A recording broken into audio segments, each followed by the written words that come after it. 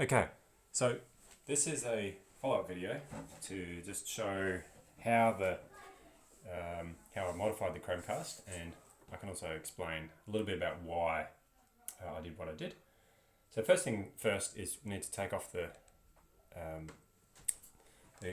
rubber cover on the bottom, and then after that we'll need a T6 and a T8 bit, or T6 and T8 bits. So to remove this rubber cover, you need to get kind of deep, because else you'll kind of just scrape the rubbery bit. There's actually a thin plastic film underneath, but I'll show you how to do that.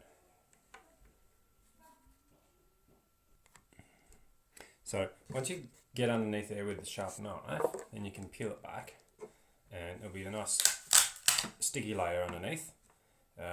And so it's kind of smooth on this side, not quite as rubbery as that side. The next thing we'll need is a T6 size bit to get into those screws. So I'll just pull those out. So I've got one that I prepared earlier. And then, so T6 is not, is common in the small sets, but not in the big ones. So I had a big set, but that didn't have a T6 in there. So I'll just pull these out. Okay, so that's all of those bits out. Now I can just pop this cover off, and you'll notice that there's a ribbon cable holding those two on there. So you could either pop that apart, or I didn't really worry about it too much, and then I just use this orange mat to protect the stickiness again. So you're kind of keeping both bits clean, and then when you have a look inside, just got to be careful so you don't damage that ribbon cable. You have a look inside, so there's some T8 screws there, so you'll need to remove all of those as well. And then that takes it separates the speaker component from the control section. So let's pull those out. So now I've removed all of those screws, I can then take the control section, the speaker off the control section.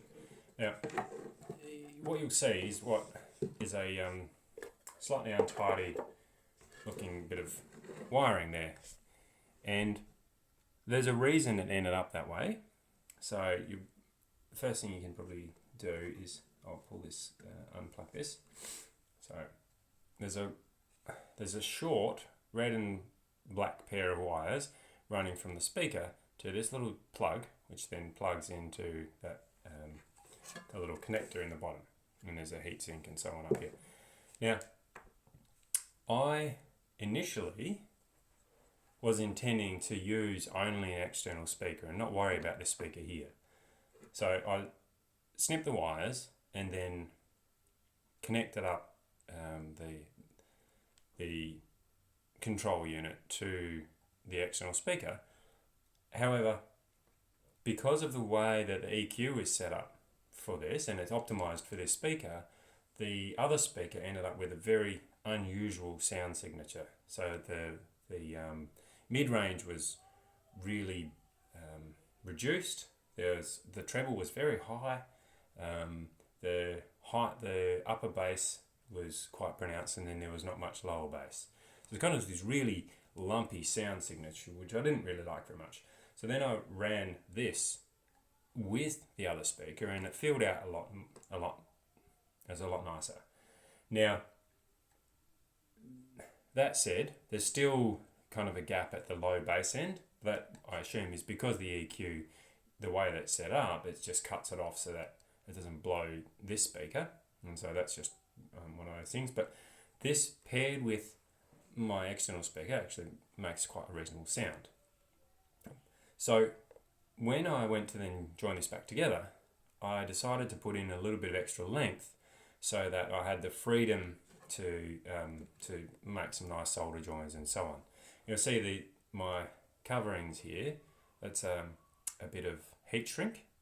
Now, I didn't have quite the right size, so I just had to make do, but that was fine. The other thing that I did was make sure that the cables, the wiring that I've got, was as close to the gauge of this wire as possible. And then I used so that was why I chose this. This particular connector is just, that was the one that was hanging off the end, and I've got something that can plug into that, so that was fine. Now the other thing to note is that before you hang this out the side, what you're going to want to do is cut some little notches in there. Now I'm going to enlarge these a bit, because now that I've got it apart again, I can see that I'm starting, I've got some pressure points where that was. So I'm going to enlarge that a little bit, and hopefully that will be a bit stronger. Also put a knot in there so that if somebody pulls on it, or it falls off the cupboard or something, it's not going to yank all of this other wire, it's going to pull up against that knot. Another thing to note is that this will, because I've joined them in parallel, so you'll see I've got, you can't quite see it, those two there, you'll see there's 3 wires together. So there's the join from there to there, plus the wire going out.